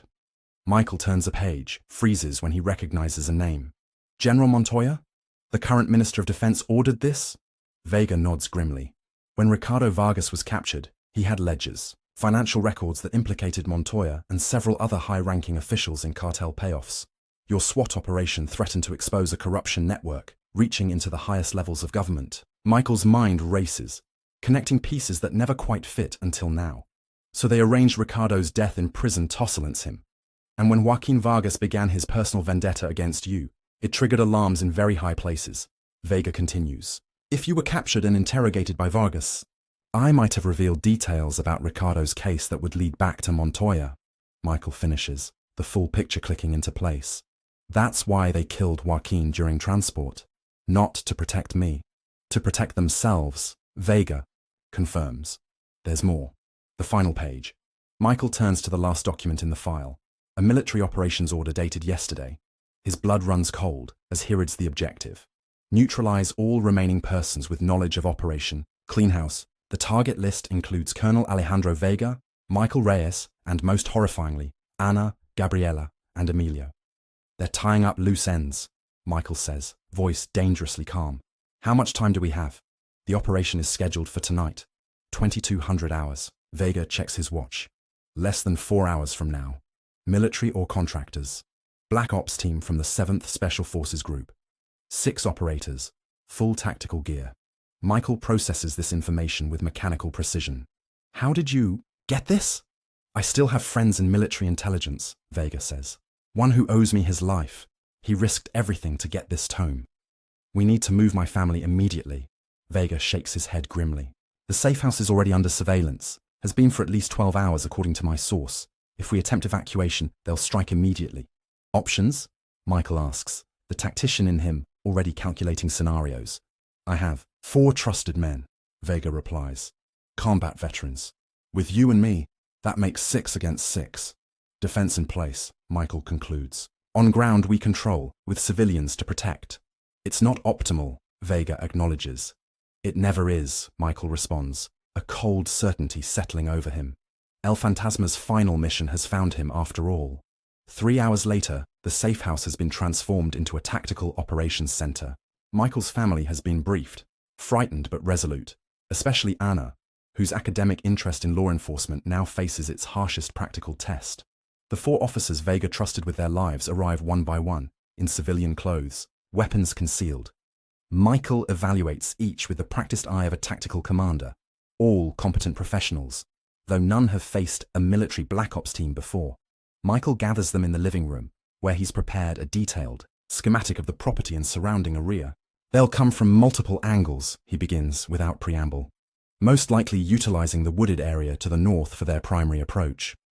Standard protocol would place snipers here and here. He indicates 2 elevated positions with clear sightlines to the house. We've disabled exterior lighting, Vega adds. They'll expect to have the advantage with night vision equipment, but we have our own, Michael continues, indicating the tactical gear Vega's men brought. And more importantly, we have home field advantage and foreknowledge of their operation. He outlines defensive positions, fields of fire, and most critically, the secure room where Gabriella and Emilio will shelter. Anna will join them, Michael concludes. No, Anna says firmly, stepping forward. I can help. This isn't a discussion, Michael responds, his tone brooking no argument. You're down a man with your injury, Anna counters. I can monitor the security, cameras, coordinate communications. You taught me how to shoot. I can be your eyes when you need them most. Michael studies his niece. The determination in her eyes so familiar, it's like looking in a mirror. You stay in the command center. He concedes finally. Communications only. If the perimeter is breached, you join your parents immediately. Anna nods, accepting the compromise. As final preparations are made, Michael takes a moment alone in the kitchen, methodically checking his weapon. His leg throbs with a dull, persistent ache that he pushes to the background of his consciousness. Vega joins him, voice low. If we survive this, the fallout will reach the highest levels of government. Montoya won't be the only one to fall. If we survive, Michael echoes, I'll testify to whatever is needed to end this permanently. Vega studies his friend's face. You never expected a quiet retirement, did you? Michael allows himself a grim smile. Reyes family curse. We attract trouble. Or perhaps you're simply a man who can't turn away when faced with injustice, Vega suggests, even at great personal cost. Before Michael can respond, Anna's voice comes through their earpieces. Movement at the north perimeter. 6 heat signatures approaching through the trees. Michael checks his watch. 21:47. Early, tactical surprise. He would have made the same call in their position. Positions, he orders calmly, the SWAT commander resurfacing as if the past 8 years had never intervened. No engagement until my mark. The team disperses to their assigned locations. Michael takes position in the front sitting room, where he can monitor the security feeds Anna has routed to a tablet, while maintaining sightlines to the most likely breach points. The thermal imaging shows the assault team splitting into 3 two-man elements. Textbook approach for a structure this size. Their movement is disciplined, professional. These aren't cartel thugs but trained military operators. The most dangerous human predators on Earth, unless you're El Fantasma. Michael keys his microphone. Alpha team approaching east entrance, Bravo, covering north. Charlie circling to west. Stand by. The Black Ops team reaches their final positions, holding momentarily for synchronized breach. Michael has positioned his defenders to create interlocking fields of fire, a tactical principle as old as warfare itself. On my mark, he says quietly. 3, 2, 1, execute. The defenders open fire simultaneously, not at the operators themselves, but at precisely calculated points half amateur to their sides. The night erupts with controlled gunfire, not intended to hit, but to disorient and disrupt the assault team's carefully planned operation. The Black Ops team reacts with professional speed, returning fire and seeking cover. But their original plan is now compromised, the element of surprise lost. The psychological advantage shifts imperceptibly but significantly. They're regrouping, Anna reports from the command center, watching the thermal feeds. Alpha team moving to support Bravo at the north side. Michael anticipated this. Consolidation of force against perceived weakness. Vega, they're coming your way. Prepare for engagement. What follows is a lethal chess match between highly trained professionals. The Black Ops team attempts 3 different breach points, each time met with precisely coordinated defensive fire that forces them back without clear targets to engage. 15 minutes into the operation, Michael sees the first sign of frustration in their movement patterns. Their original timeline assumed a quick, surgical strike against unprepared civilians. Instead, they face a prepared defensive operation that has neutralized their tactical advantages. Then comes the game changer. One of the operators moves slightly, out of position, exposing himself for a fraction of a second. One of Vega's men takes the shot, clean, precise, disabling. The operator goes down, wounded but alive. First blood, Vega reports tersely. They're pulling back to reassess. Michael knows what happens next. It's what he would do in their position. They'll call for backup. We have minutes, not hours. Miguel. Anna's voice comes through, tense, but controlled. New vehicle approaching from the south. Heavy SUV, no markings. Michael checks the feed, alarm rising. This isn't military backup. The vehicle's approach is too direct, too exposed. Hold positions, he orders. This is something else. The SUV stops at the edge of the property, A single figure emerges. Male, medium build, hands visible and empty. He walks directly toward the house, making no attempt at concealment. "What the hell?" Vega mutters. "Is that—" "Defense Minister Montoya," Michael confirms, recognizing the figure from news photos. Alone and exposed. It makes no tactical sense. The architect of the operation placing himself in the line of fire. Unless he's here to verify the kill personally, Michael realizes. His presence also ensures his team won't use explosives or heavy weapons that might attract attention. Through his scope, Michael watches Montoya speak into a radio, gesturing emphatically. The thermal feeds show the assault team holding position, clearly receiving new orders. He's taking direct control, Michael assesses. This just became personal for him. "What's our play?" Vega asks. Michael makes his decision. "I'm going out. There." "That's suicide," Vega protests. "It's leverage," Michael counters. "He wants me specifically. The rest of you are collateral. If I engage him directly, it creates an opportunity." Before Vega can argue further, Michael is moving. He's injured, leg protesting but functional. He slips out through a side door, circling to approach Montoya from an unexpected angle. The defense minister stands beside his vehicle, attention focused on the house, unaware of Michael's approach until the distinctive sound of a pistol being cocked breaks the night silence directly behind him. "General Montoya," Michael says quietly, "I believe we have matters to discuss." Montoya stiffens but doesn't turn. "Reyes, I should have known you'd make this difficult." "Call off your team," Michael orders. "Now." "Or what? You'll shoot an unarmed government official, create an international incident. That's not your style, Phantasma." "People change," Michael replies, pressing the weapon against Montoya's back. 8 years ago, I wouldn't have considered it. But after what you've done to my family, the calculations have shifted." Something in Michael's tone convinces Montoya of his seriousness. He speaks into his radio, issuing a stand-down order. The thermal feeds on Michael's earpiece confirm the assault team withdrawing to a perimeter position. "Now what?" Montoya asks, a trace of nervousness finally breaking through his composure. "Now we discuss the file Colonel Vega found," Michael says. "Operation Cleanhouse, Ricardo Vargas. Corruption at the highest levels of government." Montoya's shoulders sag almost imperceptibly. "You have no idea what forces you're interfering with, Reyes." "I understand perfectly," Michael counters. "Men like you, who twist power to serve themselves, who eliminate anyone threatening to expose them.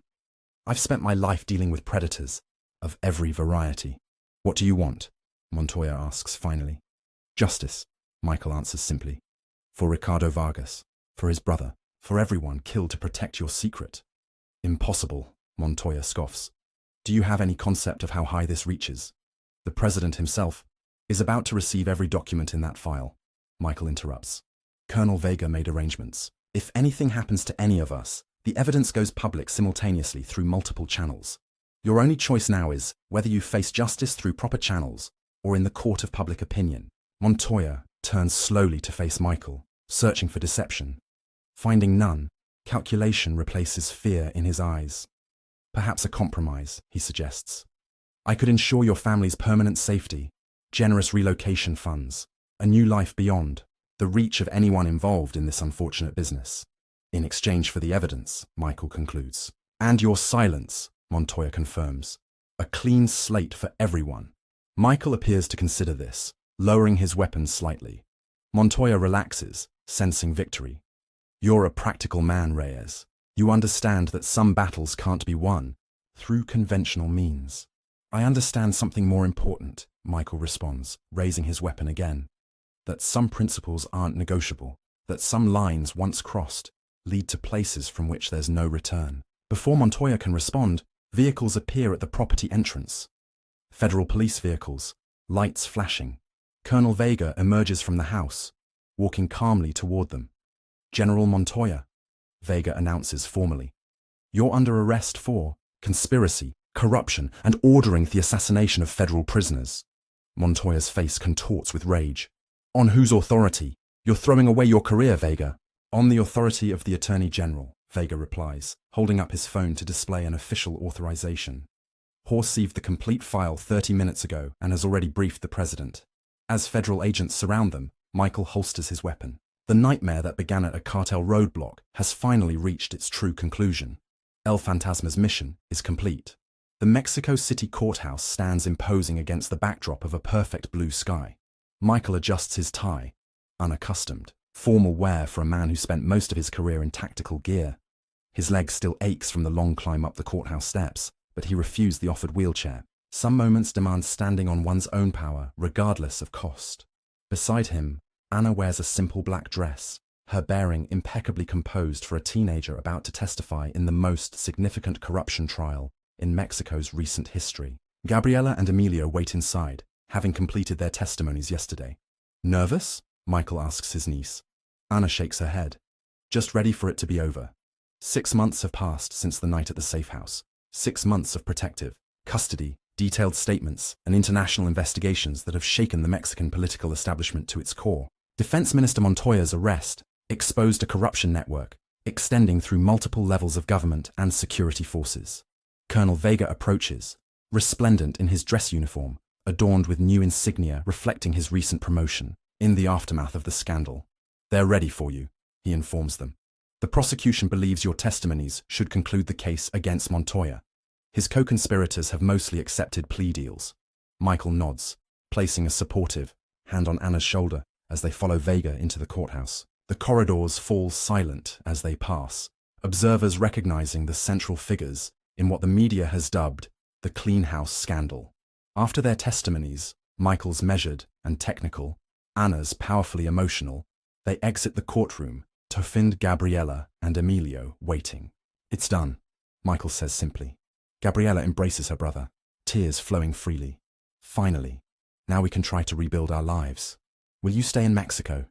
Vega asks Michael quietly. It's a question Michael has contemplated extensively during the long months of recovery and preparation for trial. Chicago doesn't feel like home anymore, he admits. And the Federal Police Training Division made an interesting offer. Tactical instruction. Vega nods with approval. They'd be lucky to have El Fantasma sharing his expertise. Not El Fantasma, Michael corrects. Just Michael Reyes. The ghost has earned his rest. As they descend the courthouse steps, a journalist approaches, microphone extended. Mr. Reyes, how does it feel, knowing your actions have exposed corruption at the highest levels of government? Michael pauses, considering his response carefully.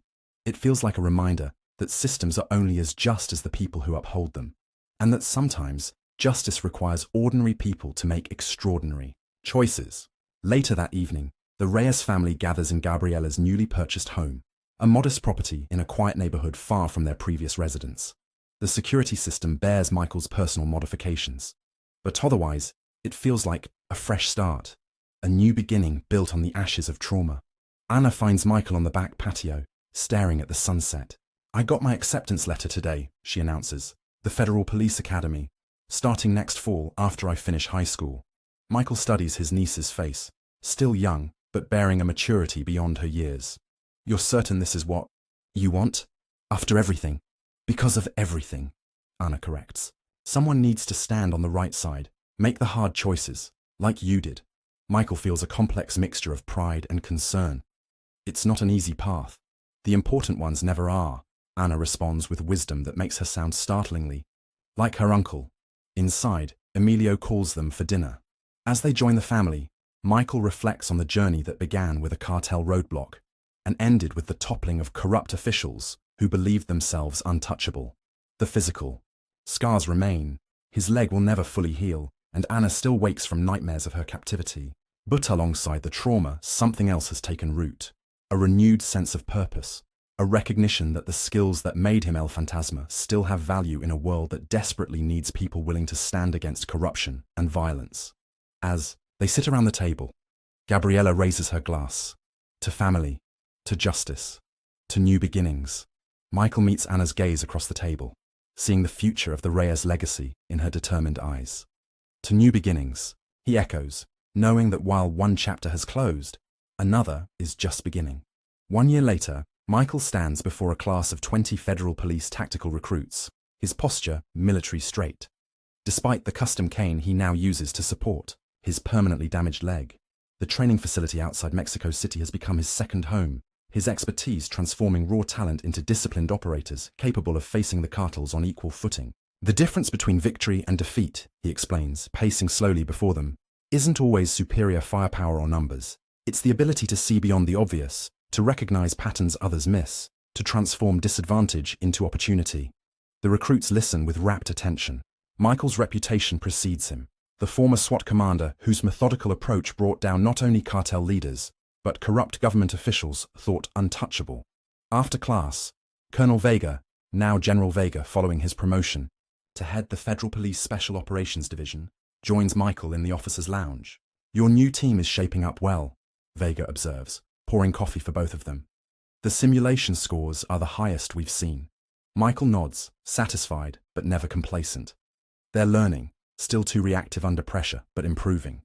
"Speaking of pressure," Vega says, sliding a newspaper across the table.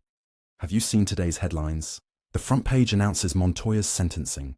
20 years without parole for corruption, conspiracy, and multiple counts of orchestrating assassinations.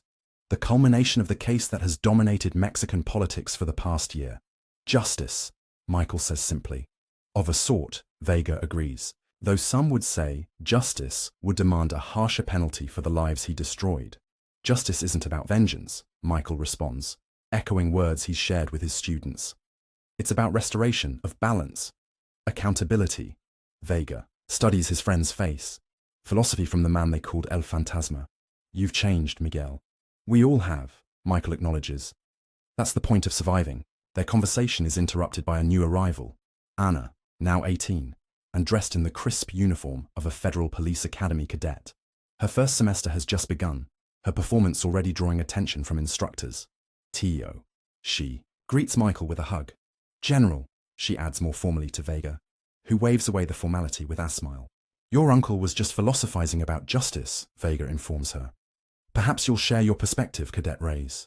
Anna considers the question with the seriousness that has become her hallmark. "I think justice is a journey, not a destination. Something we work toward, knowing we might never fully achieve it." Michael feels pride swell in his chest.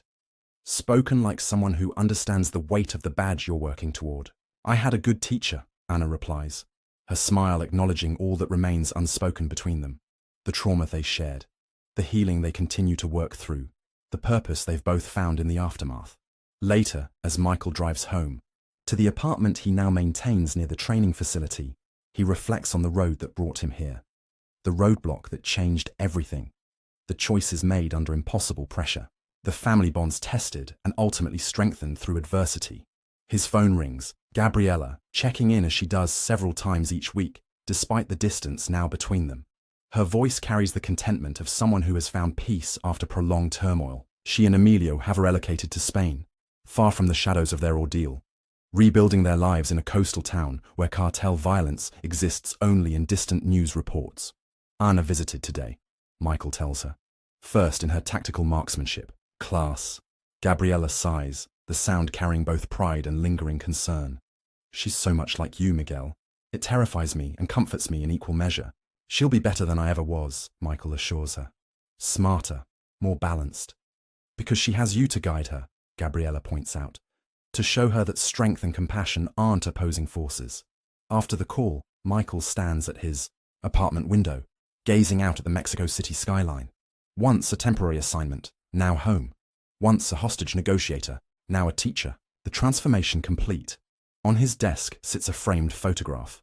Michael and Anna at her academy induction ceremony, both in formal uniform, expressions serious, but eyes reflecting shared understanding of the path they've chosen. Beside it, a simple silver medallion. St. Michael, patron saint of police officers. A gift from Anna on the anniversary of their survival. The ghost that once defined him has been laid to rest. In its place stands a man who has integrated his past into his present, who has transformed trauma into purpose, who has discovered that sometimes the most courageous act isn't facing death, but embracing life after survival. Michael Reyes, once El Fantasma, now simply himself, turns from the window toward the future he has chosen. The road ahead holds challenges, certainly, but also possibility. Justice to uphold, lives to protect, family to cherish, a legacy to